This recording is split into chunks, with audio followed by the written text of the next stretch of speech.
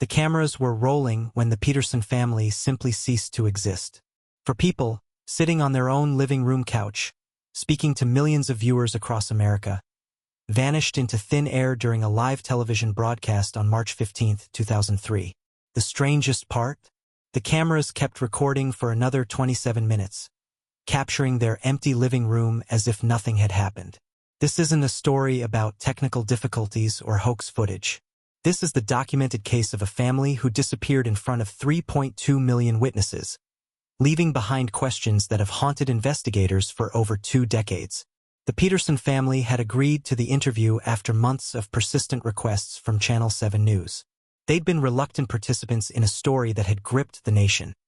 The mysterious return of their son Michael, who had been missing for 3 years before walking back into their lives with no memory of where he'd been.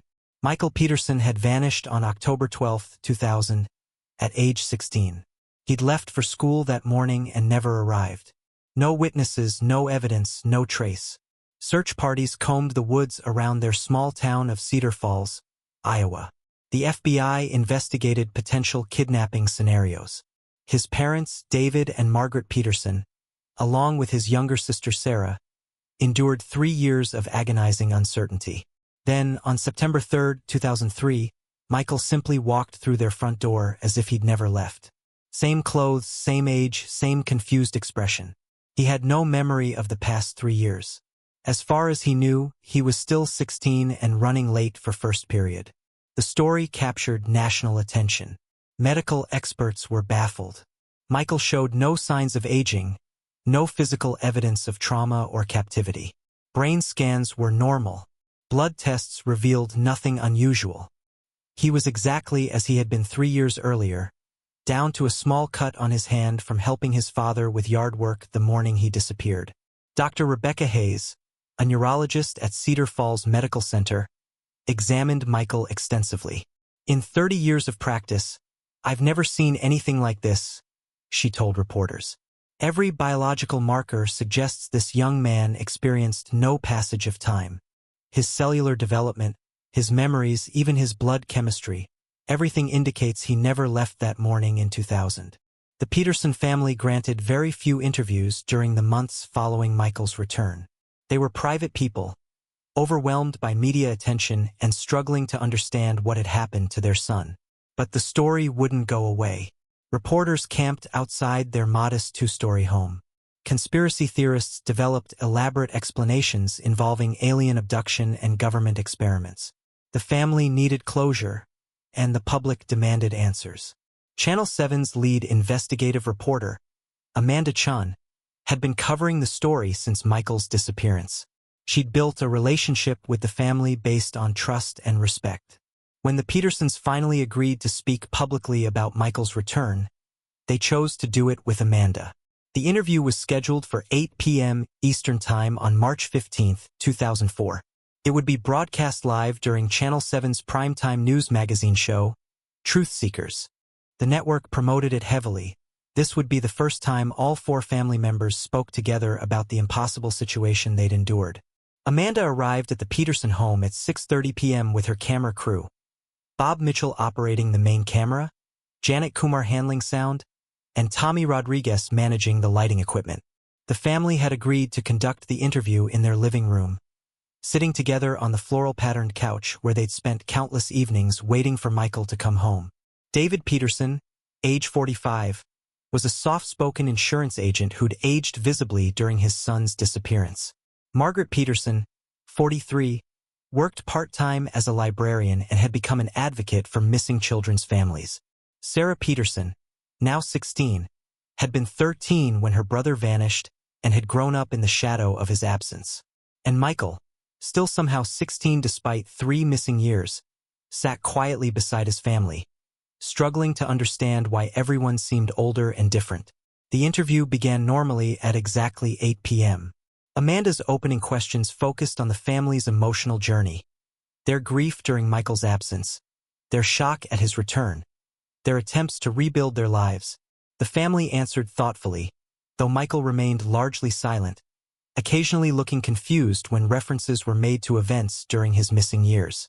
"Michael," Can you help us understand what you remember from that morning in October 2000?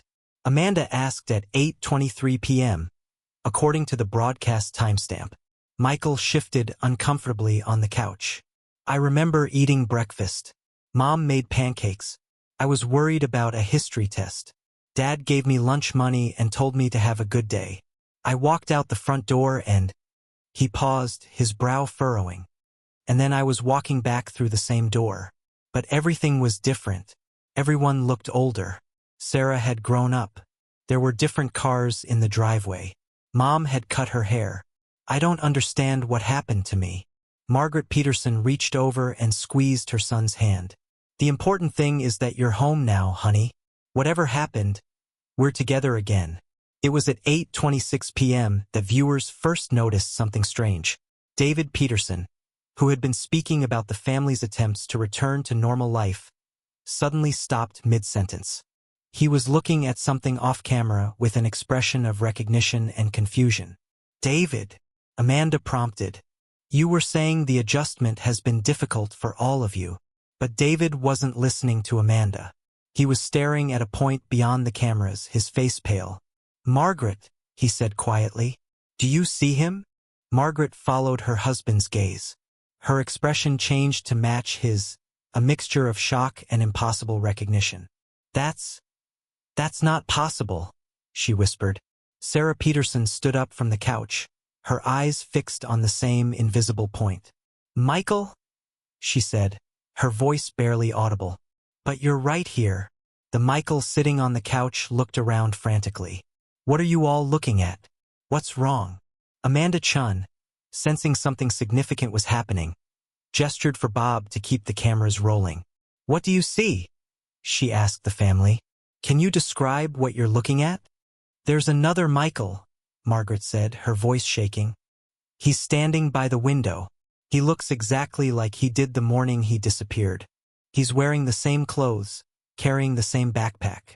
The camera operator, Bob Mitchell, later testified that he saw nothing unusual near the window. Neither did Amanda Chun, Janet Kumar, or Tommy Rodriguez. The television audience saw only an empty window with afternoon sunlight streaming through the curtains. He's motioning for us to follow him, David said, standing up slowly. He wants us to come with him. No, Michael said urgently, grabbing his father's arm. Don't go. I'm right here. I'm your son. I came back to you. But his family wasn't listening anymore. They were walking toward the window, their movements synchronized as if they were following choreographed instructions. Margaret turned back once to look at Michael on the couch.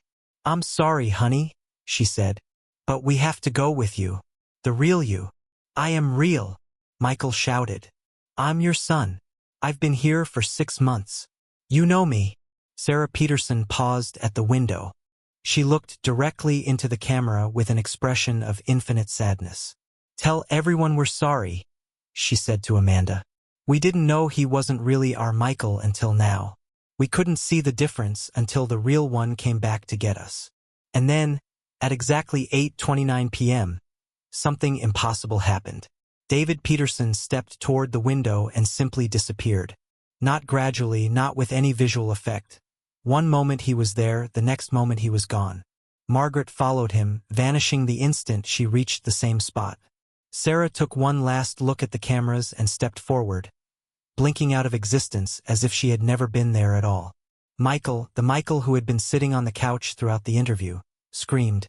He ran toward the window where his family had vanished. But when he reached the same spot, nothing happened. He remained completely visible, completely present, completely alone. Where did they go? He cried, turning to Amanda and the camera crew. What happened to my family? Why didn't I disappear with them? Amanda Chun, struggling to process what she just witnessed, tried to maintain her professional composure. Michael, are you saying that wasn't really you they were following? Michael sank to his knees by the empty window. I don't know, he sobbed. I thought I was me. I have all my memories, all my feelings. I love my family. I missed them, but they said I wasn't real. They said the real Michael came back for them. So what does that make me? The cameras kept rolling. For 27 more minutes, They broadcast live footage of Michael Peterson sitting alone in his family's living room, alternately crying and staring at the window where his parents and sister had vanished. Viewers called in by the thousands, asking what they had just witnessed, demanding explanations that no one could provide. At 8:56 p.m., Michael looked directly into the camera. "If you're watching this," he said, his voice hollow, "and you think you know who you are, make sure you're right. Because sometimes the people who love you most can tell the difference between the real you and whatever you've become. And if you're not real, if you're just a copy or a placeholder or something worse, eventually the truth will come for you. And when it does, everyone you love will leave you behind without a second thought." The broadcast ended at 9 p.m. with Michael still sitting alone in the living room, staring at the empty spaces where his family had been just moments before. The investigation that followed was the most intensive missing persons case in Iowa state history. FBI agents interviewed Michael Peterson for weeks, subjecting him to every test available. They confirmed what Dr. Hayes had established months earlier. Biologically, he was exactly who he claimed to be. DNA matched the samples taken from his bedroom after his original disappearance. His fingerprints matched those on file from a school accident when he was 12. Every measurable aspect of his identity confirmed that he was Michael Peterson. But the other Michael Peterson, the one his family had followed to their disappearance, left no trace.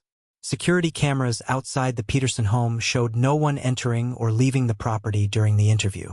The window where the family had vanished showed no signs of disturbance. There were no footprints in the yard, no evidence that anyone else had been present. Most disturbing was the audio analysis of the broadcast. Sound technicians isolated and enhanced every moment of the interview.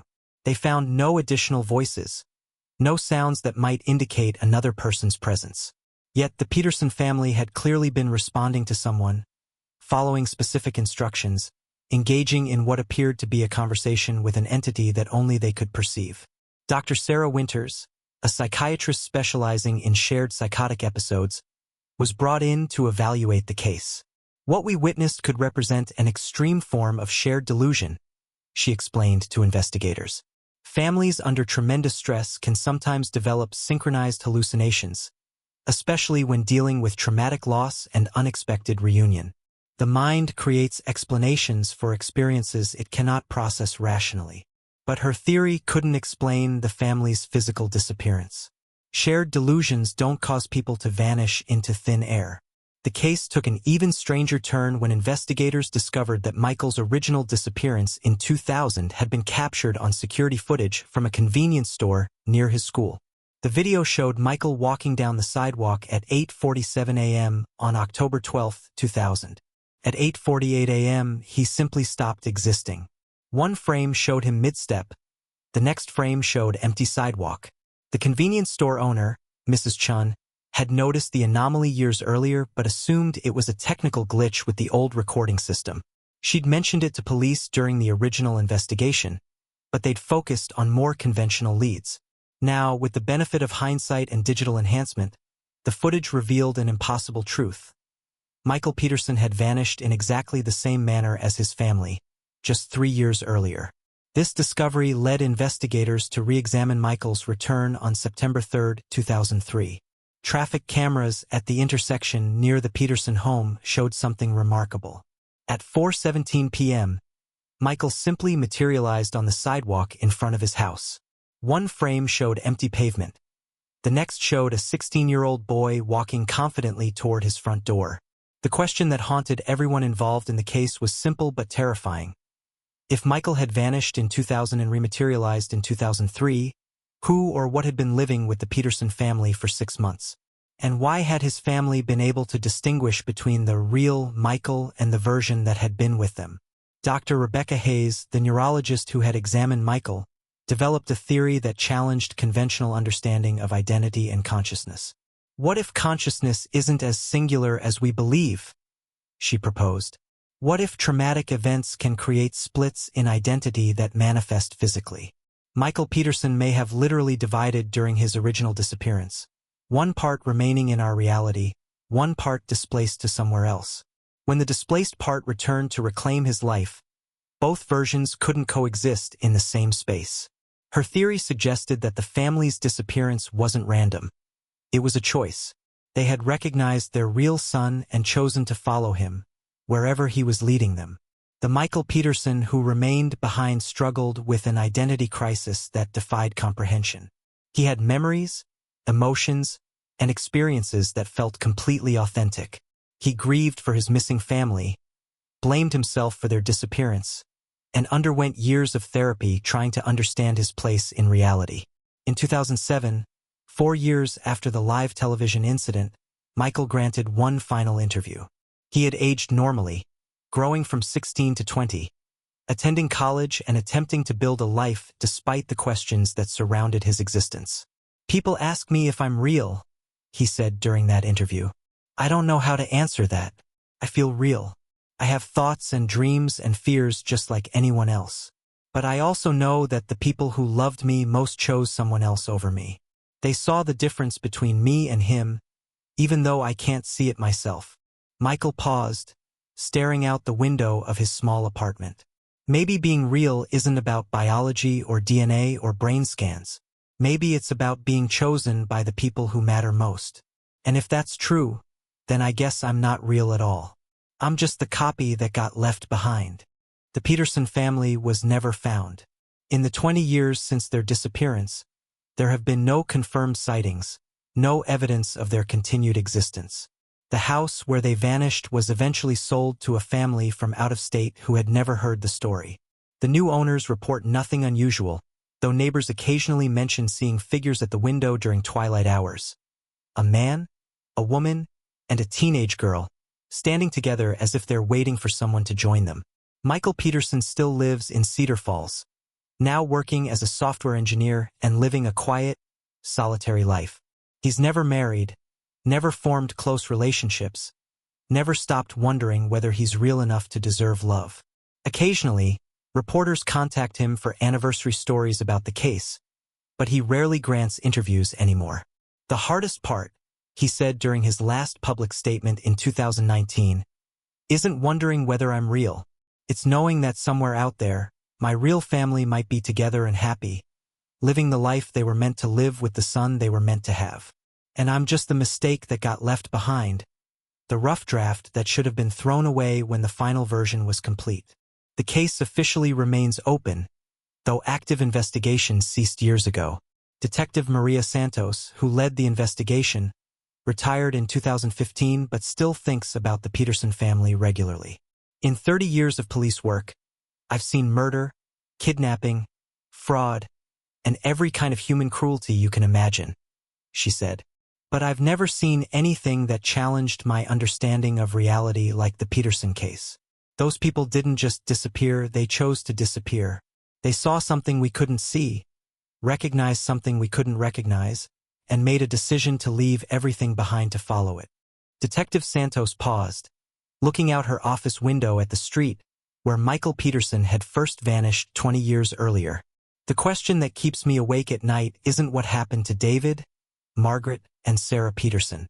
It's what Michael Peterson really is and whether there are others like him out there, copies, echoes, whatever you want to call them, living lives that belong to someone else, loved by people who can't tell the difference until it's too late." The broadcast footage from March 15, 2004, remains the most watched paranormal video in television history. Analysis by video experts from around the world has found no evidence of tampering or special effects. What happened that night was captured exactly as it occurred. A family recognizing their real son and choosing to follow him into the unknown, leaving behind whatever Michael Peterson had become. So the next time you look in the mirror, you might want to ask yourself a question. Are you sure you're really you? Because somewhere out there might be someone who looks exactly like you, sounds exactly like you, and has all your memories. And the people who love you most might be able to tell the difference, even if you can't. The Peterson family chose truth over comfort, reality over familiarity. They left behind a world where questions have answers and chose one where love means recognizing the authentic version of someone, no matter the cost. And Michael Peterson, whatever he really is, remains in Cedar Falls, living proof that sometimes the cruelest fate isn't death or disappearance. It's being the version of yourself that gets left behind when the real you finally comes home.